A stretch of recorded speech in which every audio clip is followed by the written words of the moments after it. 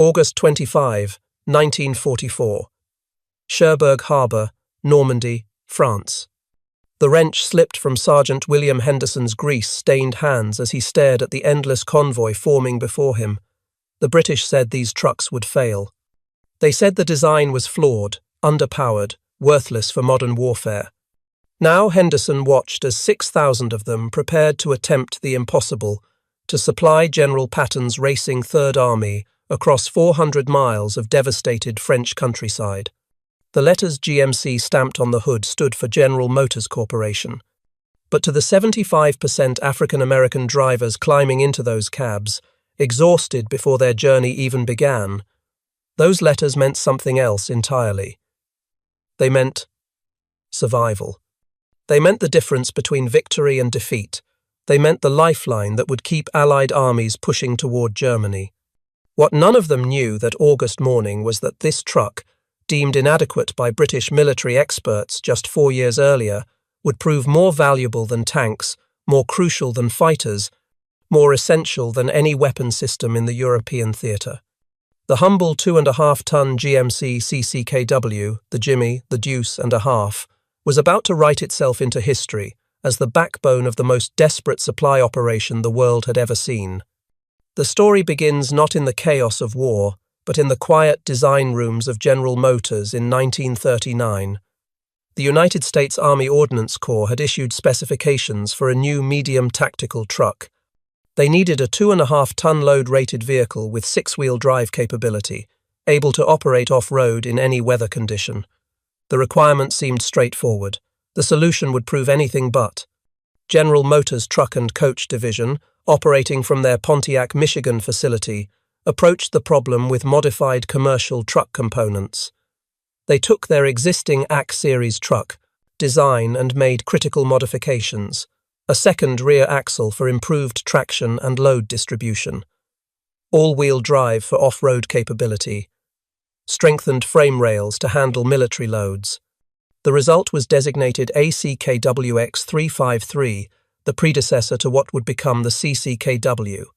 The initial design utilized a GMC 248 cubic-inch inline 6-cylinder engine, producing just 77 horsepower. The trucks weighed 9,856 pounds empty and measured 264 inches long, 94.5 inches wide, and 118 inches tall.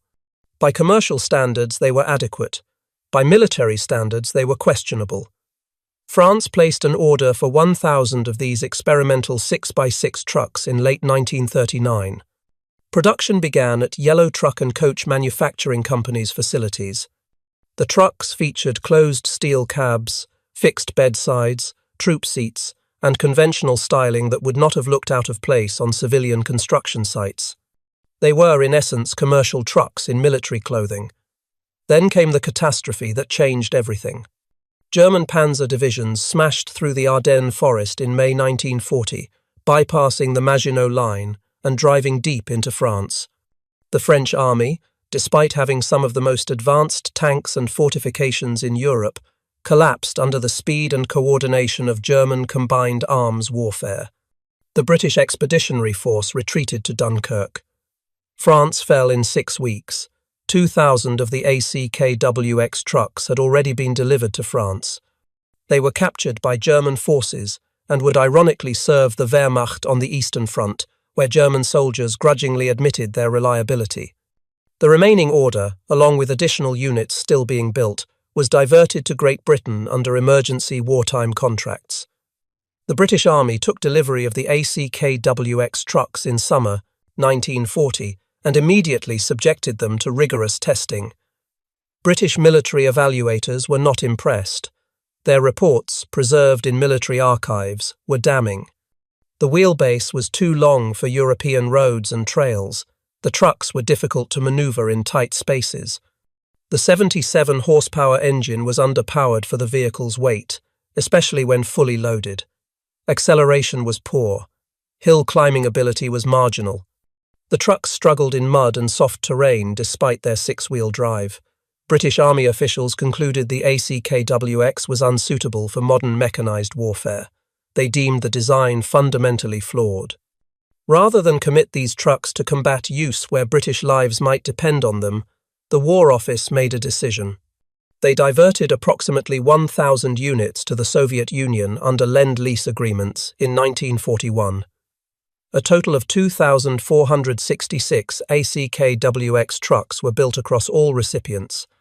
The British rejection appeared to validate concerns that American truck manufacturers, accustomed to wide highways and gentle terrain, could not produce vehicles suitable for European warfare. General Motors engineers, stung by this assessment, went back to their drawing boards. The lessons from the ACKWX experience were clear. More power was needed. The chassis required refinement. The wheelbase needed options for different missions. But the fundamental concept, a 6x6 medium tactical truck built from commercial components for rapid mass production, remained sound. American engineers understood something their British colleagues had overlooked. This was not about building the perfect truck. This was about building adequate trucks in numbers that would overwhelm any enemy through sheer industrial capacity. In 1941, General Motors introduced the redesigned version designated CCKW. The nomenclature came from GMC's internal coding system, C for designed in 1941, second C for conventional cab design, K for all-wheel drive, W for dual tandem rear axles. The improvements over the ACKWX were substantial, but not revolutionary. The new GMC 270 cubic-inch inline six-cylinder engine replaced the 248, producing 104 horsepower at 2,750 revolutions per minute. A 27 horsepower increase might not sound dramatic, but it transformed the truck's performance. The engine delivered 216 foot-pounds of torque at 1,400 revolutions per minute, providing the low-end power needed for heavy loads and steep grades. Engineers designed two wheelbase options. The CCKW 352 with 145-inch wheelbase served as a short wheelbase variant for artillery prime mover duties. The CCKW 353 with 164-inch wheelbase became the standard cargo configuration. This flexibility allowed the same basic truck to fill multiple roles across different combat units. The frame was a conventional ladder design with riveted crossmembers, simple to manufacture and repair. 3 beam axles, all driven, provided the 6x6 capability. The front axle mounted on leaf springs. The rear tandem used leaf springs with locating arms to control axle movement. Brakes were hydraulic with vacuum assist, a significant improvement over older mechanical systems. Tires were 7.50-20, providing reasonable ground clearance and load capacity. Initial production models retained the closed metal cab from the ACKWX design. But as war production accelerated and steel became a rationed strategic material, GMC engineers made a critical decision. Beginning in July 1943, new CCKW trucks received open cabs with canvas tops and removable doors. This change saved approximately 150 pounds of steel per vehicle. Multiply that by hundreds of thousands of trucks, and the steel, savings became enough to build dozens of destroyers or hundreds of tanks. The cargo bed went through evolution driven by material constraints. Early trucks had all steel beds which proved heavy. Wooden beds replaced them but warped and cracked under military loads. A composite design with steel framing and wooden floor slats still proved inadequate. The final design returned to simplified all-steel construction that reduced material waste while maintaining durability. What emerged was a truck that prioritized simplicity, reliability, and ease of mass production over performance. The CCKW would never win races. It would never impress engineers with sophisticated technology. But it could be built in enormous numbers by semi-skilled workers using available materials. And it could be repaired in field conditions by mechanics with basic tools and limited training. General Motors placed the primary production contract with their yellow truck and coach facility in Pontiac, Michigan. As orders multiplied, Chevrolet's Street Louis, Missouri plant joined production. At peak output, these two facilities were completing one CCKW truck every 7 minutes, 24 hours per day, 7 days per week. The assembly lines never stopped. The manufacturing process itself represented American industrial might. Raw materials entered one end of the Pontiac plant, and finished trucks rolled out the other. Sheet metal was stamped into body panels. Frames were welded and riveted. Engines were assembled from hundreds of precision components. Transmissions, axles, and suspension systems were built in separate facilities and shipped to final assembly. The entire operation employed tens of thousands of workers, many of them women who had entered the workforce to replace men serving in combat. Production numbers tell the story of American industrial mobilization.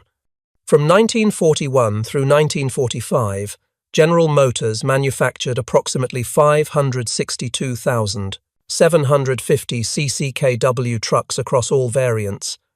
This figure includes specialized versions but represents standard production models. Excluding cab-over-engine variants and non-all-wheel drive models, standard CCKW production totaled approximately 518,000 to 519,000 units. To put this in perspective, Germany produced approximately 100,000 total trucks of all types during the same period. The Soviet Union, despite massive American Lend-Lease aid, manufactured fewer than 200,000 trucks. Great Britain's entire wartime truck production was dwarfed by this single American model.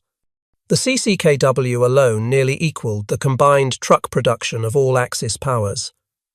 The CCKW spawned dozens of specialized variants.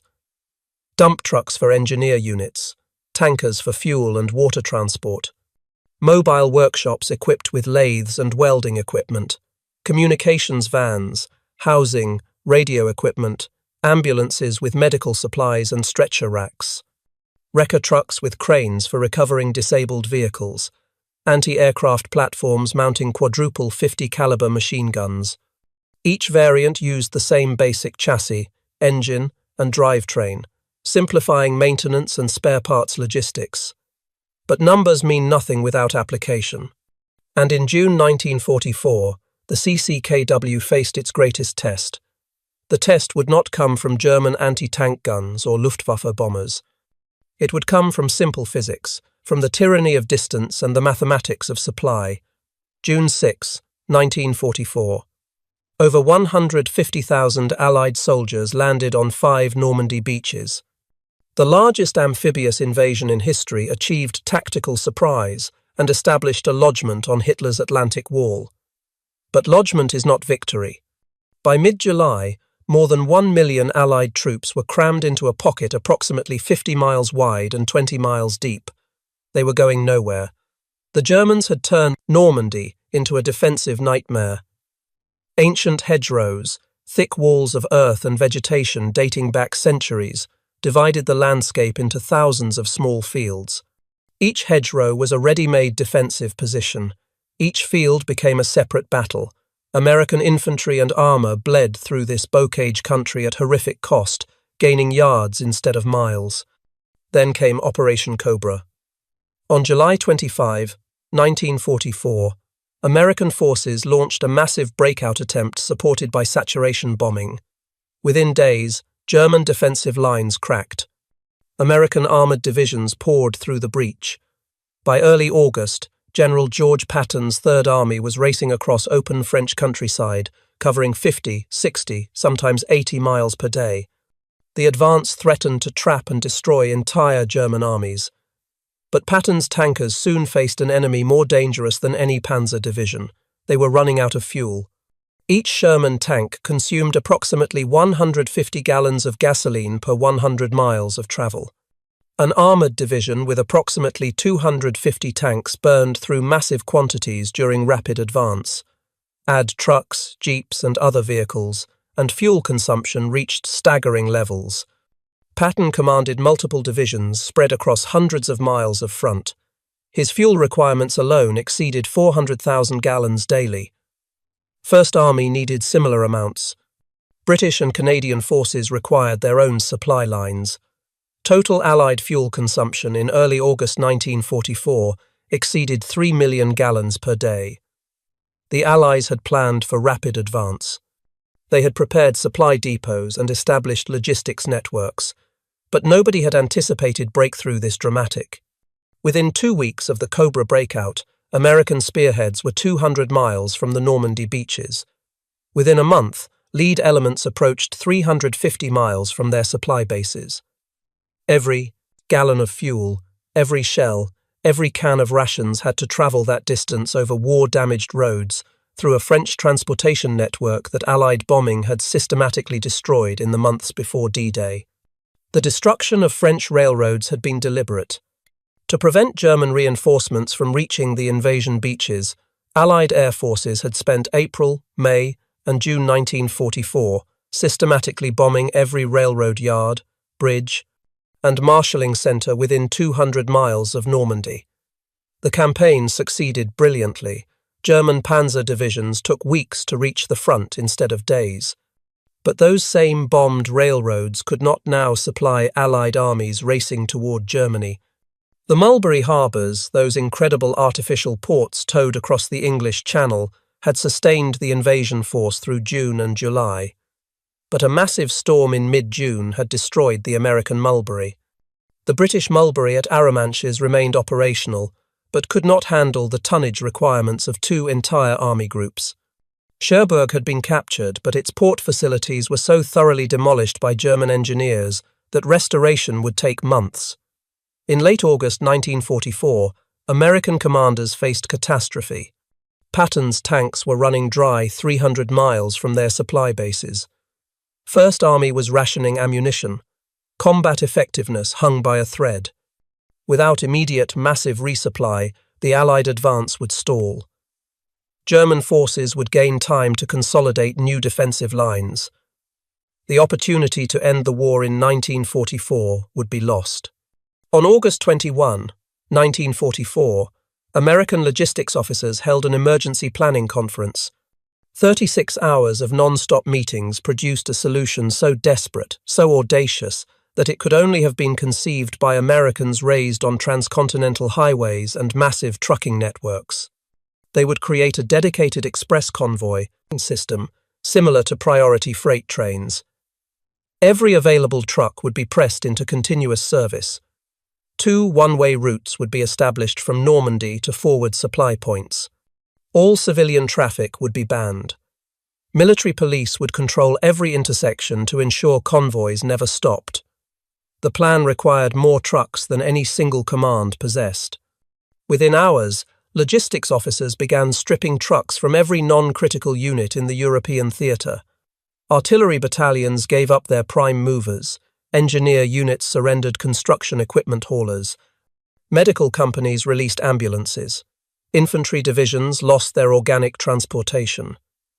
Every truck capable of rolling became part of the operation. The primary vehicle was the GMC CCKW. By August 1944, tens of thousands of these trucks had been shipped to Europe. They sat in motor pools, parked at supply depots, scattered across the rear areas. Now they were marshalled for the greatest truck convoy in history. 6,000 vehicles were assembled. Later that number would peak at nearly 6,000 trucks actually on the road simultaneously. But trucks need drivers. And here American racism created both crisis and opportunity. The United States Army in 1944 remained strictly segregated.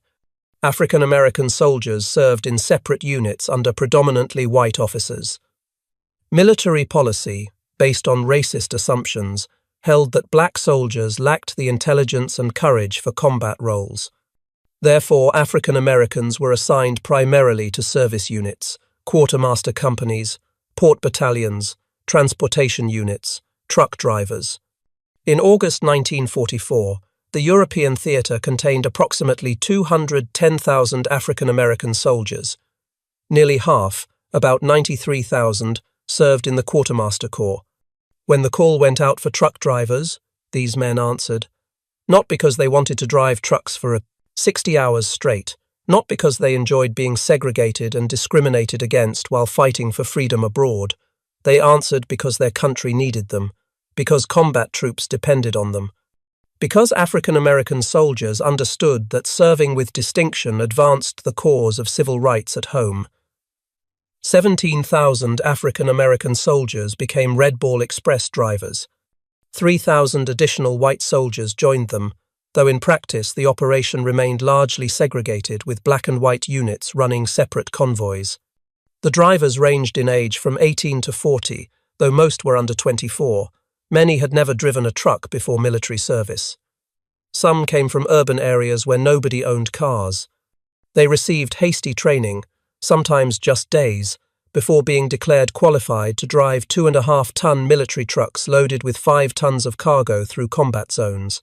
The African-American soldiers who became Red Ball Express drivers came from every corner of the United States. Farm boys from Mississippi, who had driven tractors but never trucks. Factory workers from Detroit, who knew assembly lines but not military logistics. College students whose educations were interrupted by the draft. Sharecroppers' sons seeking better opportunities than the Jim Crow South offered. Men who had faced discrimination their entire lives now found themselves entrusted with the most critical supply mission of the war. The Red Ball Express began operation on August 25, 1944. The name came from railroad terminology dating to the late 1800s. Railroad companies marked priority express freight cars with red balls, signaling all other traffic to yield right-of-way. Now red balls appeared on signs marking dedicated truck routes across France. Red balls were painted on truck hoods, identifying convoy vehicles. Red Ball Express. The system was brilliantly simple. 2 parallel, one-way, routes connected Normandy ports to forward supply depots. The northern route carried loaded trucks toward the front. The southern route returned empty trucks to Normandy, often carrying German prisoners westward as backhaul cargo. Total route length eventually stretched nearly 400 miles as the front moved east. Convoys officially consisted of at least 5 trucks with jeep escorts front and rear. Trucks were ordered to maintain 60-yard intervals and 25 miles per hour maximum speed. In reality, individual trucks often departed as soon as they were loaded without waiting for convoy formation. Speed limits became suggestions rather than rules. Drivers removed or disabled engine governors, pushing the CCKW trucks well past their designed 56 miles per hour maximum. Some veterans reported speeds exceeding 60 miles per hour, a terrifying velocity in a 2.5-ton truck with 1940s suspension and brakes. The 793rd Military Police Battalion provided route security and traffic control. MPs manned every major intersection, ensuring Red Ball convoys never stopped for cross-traffic. They directed lost drivers, reported accidents, and fought a losing battle against speed limit violations. Some MPs took to riding with convoys when their jeeps proved too slow to keep up with speeding trucks. Each round trip took approximately 54 hours as the front moved farther east. 2-man driver teams shared duties, though in practice both men often stayed awake for entire runs. The trucks carried everything forward. 5-gallon jerry cans of gasoline, ammunition in wooden crates, food rations in cardboard boxes, medical supplies, spare parts, mail from home, and occasionally unofficial cargo, including black market items and personal packages. Loading operations at Cherbourg and other Normandy ports ran 24 hours daily. Stevedores, many of them also African-American, worked with brutal efficiency. A CCKW could be loaded with 5 tons of cargo in under 10 minutes. Drivers signed for their loads, received route instructions, and rolled toward the front. No rest stops, no delays. Keep them rolling. The journey itself was an ordeal that would break modern safety regulations in 100 ways. Drivers operated in blackout conditions at night, using tiny cat-eye blackout lights that provided almost no illumination. They navigated by memory, by following the truck ahead, by sheer instinct. Roads were often cratered from bombing or shelling. Bridges were damaged. Detours were unmarked. Getting lost meant burning precious fuel and delaying critical supplies. German air attacks, though increasingly rare by late summer 1944, remained a threat. The Luftwaffe could still mount occasional raids, and a convoy of trucks made a tempting target. Drivers learned to watch the sky, to listen for the distinctive sound of German engines, to scatter off roads when air raid warnings sounded. Some trucks mounted 50-caliber machine guns on ring mounts above the passenger seat. These provided reassurance more than effective defense. Landmines posed a constant danger. German forces planted mines in road shoulders and likely parking areas. Some were sophisticated triggered devices. Others were crude, buried shells or captured munitions wired to detonate under vehicle weight. Red Ball drivers learned to stay on pavement, to park only in cleared areas, to watch for disturbed earth or suspicious objects. Fatigue was the greatest enemy. Men pushed themselves past human limits, sustained by coffee and determination. Some drivers took benzodrine tablets, amphetamines issued by medical officers to combat exhaustion, though this practice was officially discouraged. The drugs kept men awake but impaired judgment, leading to accidents. Many drivers relied instead on strong coffee, cigarettes, and sheer willpower to stay alert during marathon runs. Accidents became common. Trucks collided, overturned, or crashed into obstacles. Drivers fell asleep at the wheel despite their best efforts. Vehicles ran off roads in darkness. Some accidents proved fatal. The army assigned relief drivers to ride in passenger seats, taking over when primary drivers could no longer function safely. Even so, exhaustion took its toll. The trucks themselves suffered terribly. The CCKW was designed for military use, but continuous operation without proper maintenance exceeded any design specification. Engines overheated in summer heat while hauling maximum loads at high speed. Transmissions failed under abuse. Clutches burned out. Brakes wore through pads in days instead of months. Tires, subjected to overloading and high speeds on rough roads, failed with alarming frequency. Maintenance was performed under impossible conditions. Mechanics worked beside roads, in fields, under tarps strung between trucks. They had basic tools and whatever spare parts could be scrounged. Many repairs were field expedient, good enough to get the truck moving again, not proper rebuilds. Oil changes were skipped. Scheduled maintenance was ignored. Everything was sacrificed to keep trucks rolling. Mechanics became masters of improvisation. They fashioned gaskets from scavenged materials. They bypassed broken components with jury-rigged solutions. They cannibalized parts from one truck to repair another. The CCKW's simple design made this possible. A mechanic with basic skills could diagnose problems, identify needed parts, and perform repairs using whatever materials were available.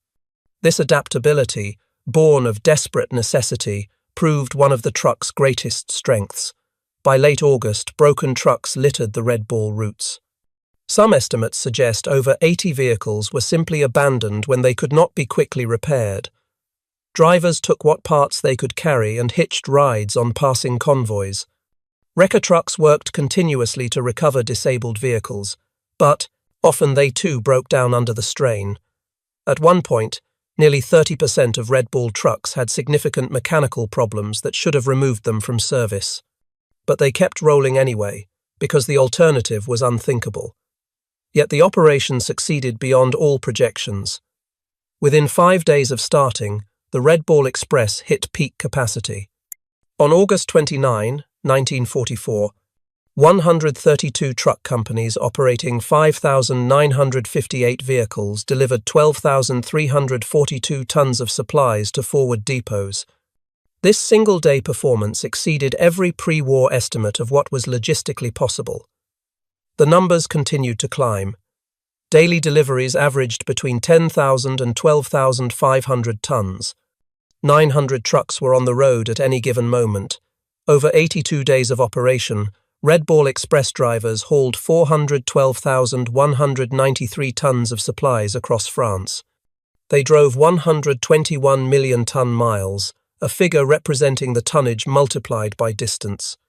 They kept multiple army groups supplied during the most rapid advance in military history. Private James Rookard of the 514th Quartermaster Regiment later recalled the experience. "We hauled anything General Patton needed. Gasoline, ammunition, food, medical supplies. We took it all the way to the front lines, back and forth, back and forth. Some drivers ran into ambushes. My company was lucky, but there was shooting all around us. We had to watch for V1 buzz bombs. They would fly over and then drop like regular bombs. My worst memories were seeing trucks get blown up and being afraid I might get killed. But when General Patton said, "Be there," you were there, even if you had to drive all day and all night. Rookard's testimony captured the reality of Red Ball operations, the constant fear, the exhaustion that made every mile feel like 10. The pride in knowing their work mattered, the determination to get through no matter what. His company made the run from Cherbourg to forward depots dozens of times during the operation's 82 days.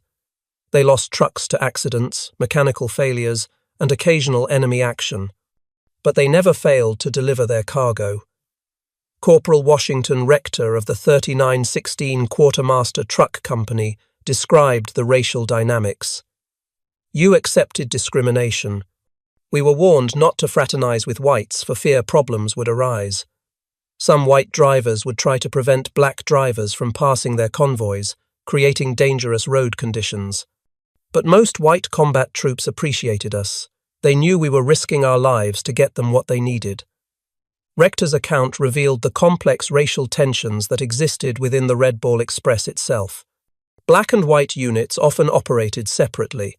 When they did interact, discrimination sometimes manifested in petty ways. White MPs might stop black drivers more frequently. White mess facilities might serve black drivers last.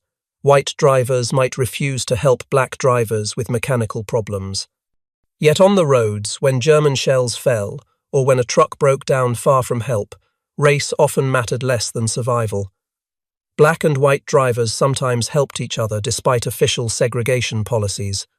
The trucks themselves became legendary among drivers. The CCKW could take incredible abuse. You could overload them, overspeed them, skip maintenance, and they kept running. Sure, they broke down a lot. The transmissions were weak. The brakes wore out fast. But you could fix them with basic tools. That's what mattered. A complicated truck that needed a factory to repair would have been useless. The Jimmy was simple. Simple meant it worked. Drivers developed deep familiarity with their trucks. They learned the sound of every component, recognizing when something was about to fail. They knew how hard they could push before risking catastrophic breakdown. They understood which problems could be ignored temporarily and which required immediate attention. This intimate knowledge came from spending days and nights behind the wheel, from performing their own repairs, from pushing the vehicles to their absolute limits and beyond. By September 1944, the Red Ball Express was delivering supplies to depots 350 miles from Normandy. The logistics became increasingly complex. Longer distances meant lower daily tonnage per truck. More trucks broke down from extended operation. Driver fatigue became critical. The French railroad system, which Allied engineers worked frantically to repair, remained largely inoperative. New ports, especially Antwerp in Belgium, were still in German hands or too damaged to use. The strain showed in every aspect of the operation. Accident rates climbed. Some convoys were ambushed by bypassed German units still fighting in isolated pockets. Theft became a problem as valuable cargo disappeared from trucks parked at rest stops. Gasoline, cigarettes, and food rations found their way onto black markets in liberated French cities. Some stolen goods appeared on black markets in Paris and other cities. Drivers and cargo handlers faced accusations, often unfounded, contributing to racial tensions. Military police investigated numerous incidents but rarely recovered stolen materials. Yet the trucks kept rolling. Because the alternative was unthinkable. General Patton's Third Army, the spearhead of the Allied advance, consumed supplies faster than any military formation in history. His tankers were engaged in nearly continuous combat, expending ammunition at rates that shocked supply officers. Each tank engagement could burn through a full combat load, requiring immediate resupply. Patton's aggressive tactics generated results, destroyed German divisions and captured territory, but only because the Red Ball Express kept his forces fueled and armed. Patton himself recognized the operation's importance. Though famous for bold armored tactics, he understood that logistics enabled everything. His tanks were worthless without fuel, his artillery silent without shells, his infantry ineffective without food and ammunition. The Red Ball Express made his rapid advance possible. Without it, Third Army would have ground to a halt within weeks of the breakout, giving German forces time to establish new defensive lines that might have prolonged the war for months or years. General Dwight Eisenhower, Supreme Allied Commander, recognized the operation's importance. In an October message to Red Ball Express personnel, he wrote, "To you drivers and mechanics and your officers, who keep the Red Ball vehicles constantly moving, I wish to express my deep appreciation. You are doing an excellent job." Eisenhower understood military logistics better than most commanders. His experience planning Operation Torch in North Africa had taught him that supply determined what operations were possible. No amount of tactical brilliance could overcome logistical failure. The Red Ball Express represented logistics at its most basic and essential: trucks, drivers, roads. Nothing sophisticated, nothing glamorous, but absolutely vital. Eisenhower's public recognition of the driver's contribution was unusual for the era and reflected his genuine appreciation for unglamorous but critical work. The contrast with German logistics was stark and telling. The Wehrmacht, despite its reputation as a modern mechanized force, relied heavily on horse-drawn transport. Germany employed more than 2.8 million horses during World War II to move supplies and equipment. German truck production was limited by steel shortages, fuel constraints, and manufacturing capacity devoted to weapons. When German mechanized units advanced, they frequently outran their logistics, a problem that contributed to defeats in Russia and North Africa. German forces in France in 1944 faced logistical nightmare. Allied air superiority made daylight movement nearly impossible. French resistance sabotaged rail lines and ambushed supply convoys. The Wehrmacht's horse-drawn supply system, adequate for set-piece defensive operations, could not support mobile warfare. German units often fought with ammunition shortages, inadequate food supplies, and chronic fuel deficiencies. Captured German soldiers told interrogators that American logistics superiority was as demoralizing as American firepower superiority. By mid-November 1944, the strategic situation had changed sufficiently to allow the Red Ball Express to stand down. Antwerp's port facilities were finally cleared of German demolitions and opened to Allied shipping. The shorter supply line from Antwerp to the front reduced trucking distances dramatically. French railroads, repaired by American and British engineers, began operating on limited schedules. Portable gasoline pipelines, laid across France, started delivering fuel directly to forward depots. On November 16, 1944, the Red Ball Express officially ended operations after 82 days. The drivers, many of them more exhausted than they had ever been in their lives, returned to their original units. Some continued in other supply operations. Others transferred to combat roles as the Army, desperate for infantry replacements, began accepting African American volunteers for frontline service. The final statistics told a story of achievement that military planners still study. 412,193 tons delivered. 6,000 trucks at peak operation. 23,000 drivers and support personnel. 75% African American. Average 900 vehicles on the road simultaneously. Distances covered up to 400 miles one way. Operating continuously for 82 days without pause. But the real story was the truck. The GMC CCKW, dismissed by British experts as inadequate, proved itself the most valuable tactical vehicle of World War II. Its simplicity, the very characteristic that made it seem inferior, was its greatest strength. Drivers could repair CCKWs with basic tools. Mechanics could keep them running with improvised parts. The trucks could be abused, overloaded, and neglected, yet they continued functioning. The CCKW's reliability under abuse became legendary. Stories circulated of trucks running with cracked engine blocks, held together by wire and determination, of transmissions that should have failed continuing to shift gears through sheer mechanical stubbornness, of trucks that rolled into depots with flat tires, overheated engines and failing brakes, delivered their cargo, received hasty repairs, and rolled out again hours later. The truck's simple, robust design meant that even severely damaged vehicles could often limp to their destination. General Patton stated flatly that the 2.5-ton truck is our most valuable weapon. He understood what many civilians did not. Without supply, armies become mobs. Tanks without fuel are sculpture. Rifles without ammunition are clubs. The most advanced weapons are useless if they cannot be sustained. The humble CCKW truck made modern mechanized warfare possible by solving the unglamorous problem of moving supplies. Colonel John Eisenhower, the Supreme Commander's son and himself a veteran logistics officer, wrote after the war that without the Red Bull truck drivers, the advance across France could not have been made. The trucks, specifically the GMC CCKW, enabled American forces to maintain momentum when any pause would have allowed German defenses to solidify. The war might have extended into 1946 without this logistics success. In December 1944, the concept faced its final test. German forces launched Operation Watch on the Rhine, the Ardennes offensive, commonly known as the Battle of the Bulge.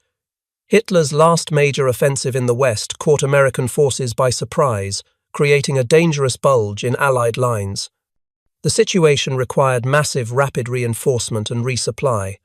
The Red Ball Express was officially over, but the trucks were not, and neither were the drivers.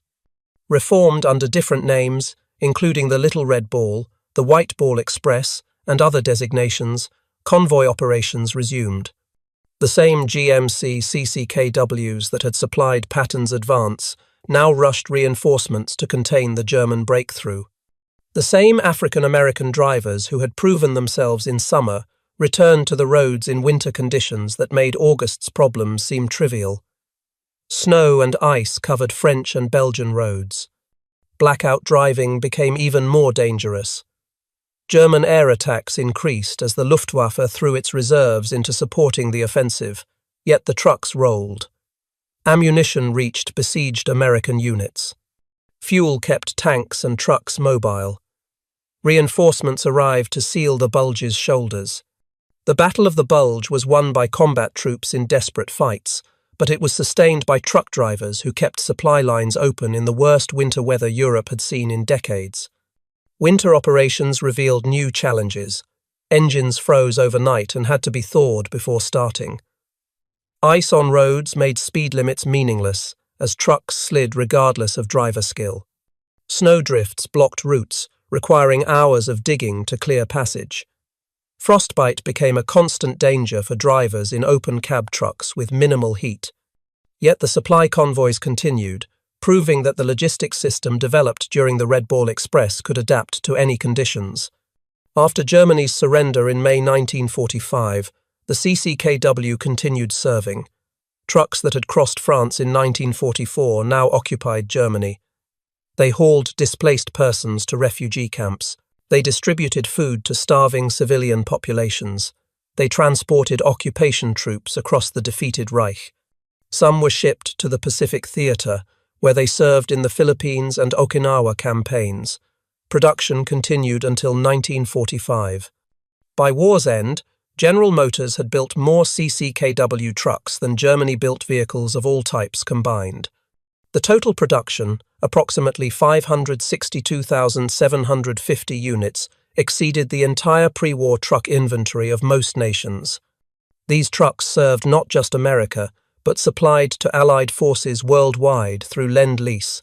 British, French, Soviet, and Canadian armies all operated GMC CCKWs. The truck's simplicity translated to remarkable longevity. CCKWs remained in active American military service through the 1960s. The design was succeeded by the M35 series trucks in the 1950s, but older CCKWs continued in National Guard and reserve units for years after. Many were sold as surplus to foreign militaries, where they served into the 1970s and 80s. Some remain operational today in the hands of collectors and museums. The Red Ball Express drivers, particularly the African-American majority, received recognition slowly and incompletely. The operation was publicized during the war, featured in newsreels and magazine articles. But the racial dimension was often downplayed or ignored in media intended for segregated American audiences. The 1952 film Red Ball Express, while acknowledging African-American participation, was modified at Department of Defense insistence to show racial integration that did not exist in 1944. Many Red Ball veterans returned to an America still deeply segregated. Men who had risked their lives supplying the fight against fascism faced discrimination in housing, employment, and civil rights. Some used GI Bill benefits to obtain education and home loans, though even these benefits were often harder to access for African Americans. Banks refused loans, universities imposed quotas, employers passed over qualified black veterans for white applicants. Others found their military service dismissed or forgotten, but the story endured. In the 1980s and 90s, historians began fuller accounting of Red Ball Express operations. Veteran testimonies were recorded and preserved. Museums created exhibits documenting the convoy system and the soldiers who made it work. The National World War II Museum in New Orleans features extensive Red Ball Express materials, including restored GMC CCKW trucks and personal accounts from drivers. James Ruckard, who served with the 514th Quartermaster Regiment, told reporters years later, "I'm proud I served. We were young, we were scared, but we did what needed doing." A lot of white folks didn't think black soldiers could handle responsibility. We proved them wrong. Every supply run that reached the front line on time, that was us proving we deserved respect. That was us fighting for freedom, foreign and domestic. Ruckard's words captured the double consciousness of African-American World War II veterans. They fought for American victory while knowing America denied them full citizenship. They risked their lives for a nation that segregated them, discriminated against them, and often refused to recognize their contributions. Yet they served with distinction, understanding that their performance under fire advanced the broader struggle for civil rights. The Red Ball Express became one more chapter in the long story of African Americans proving their worth to a skeptical nation. The technical lessons from Red Ball Express operations influenced American military logistics for decades. The concept of continuous supply convoys, dedicated routes with priority traffic control, and massive trucking operations became standard doctrine. During the Korean War, similar convoying systems supplied United Nations forces. In Vietnam, despite different terrain and tactical situations, truck convoys remained crucial to American operations. Modern military logistics still studies Red Ball Express planning and execution. The GMC CCKW design influenced post-war truck development globally. Its 6x6 configuration became standard for military medium tactical trucks. The concept of using mass-produced, easily maintained vehicles rather than specialized military designs became accepted practice. Countries around the world copied or adapted CCKW features in their own military truck programs. Soviet designers, who received thousands of CCKWs through Lend-Lease, studied the trucks carefully. Post-war Soviet military trucks, including the ZIL series, showed clear CCKW influence in layout and capability. The Soviets understood that the CCKW's greatest feature was not any single technical specification, but the entire package of adequate performance, simple maintenance, and massive availability. Modern military vehicles are far more sophisticated than the CCKW. They have computers, automatic transmissions, central tire inflation systems, and armor protection. But they still face the same fundamental challenge: how to move supplies reliably under combat conditions while remaining simple enough for field maintenance. Every military truck designer since 1945 has worked in the shadow of the CCKW, trying to match its combination of capability and simplicity. The CCKW proved that excellence in military equipment is not always about having the best specifications. The British were correct that the ACKWX was underpowered and had handling limitations, but they were wrong about what mattered. In total war, adequate vehicles produced in overwhelming numbers defeat superior vehicles produced in limited quantities.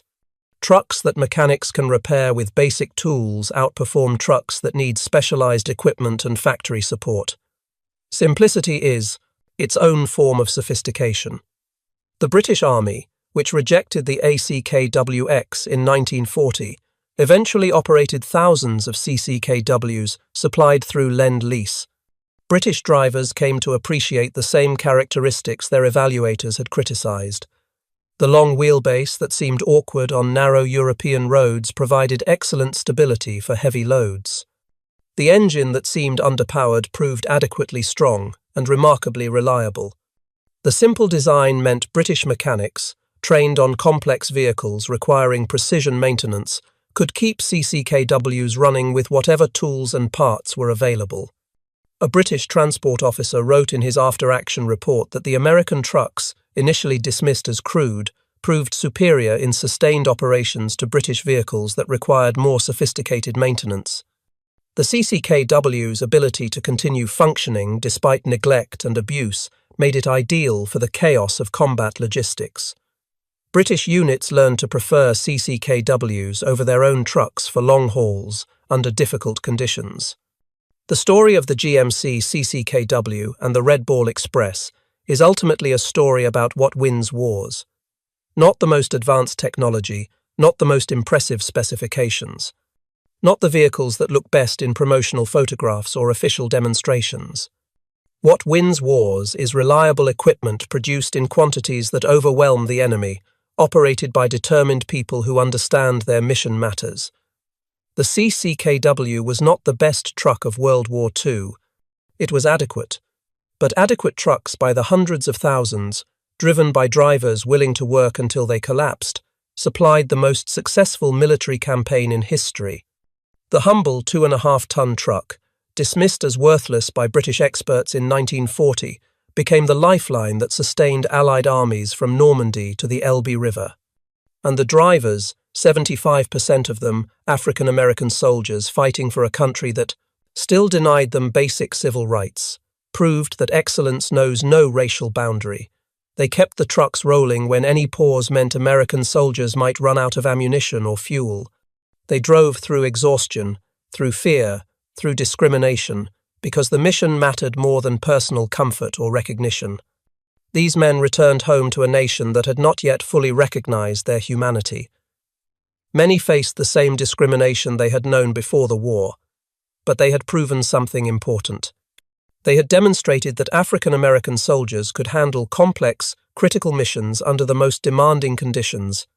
They had shown that segregation was a lie, that ability and determination had nothing to do with skin color. The Red Ball Express became part of the evidence that would eventually help dismantle Jim Crow segregation in the decades after the war. On August 25, 1944, Sergeant William Henderson finished tightening the last bolt on a CCKW engine and watched the truck roll out to join the convoy. The British said these trucks were worthless. Henderson knew better. He knew that in the next 82 days, these supposedly inadequate vehicles would write themselves into history, not through dramatic combat action or technological superiority, but through simple, stubborn, unglamorous work. Hauling supplies, keeping armies moving, winning the war, the GMC CCKW, the Jimmy, the Deuce-and-a-Half, the truck the British rejected, the vehicle that became America's secret weapon, the lifeline of the Red Ball Express. Proof that sometimes the most valuable things are the simplest ones, operated by people determined to get the job done no matter what.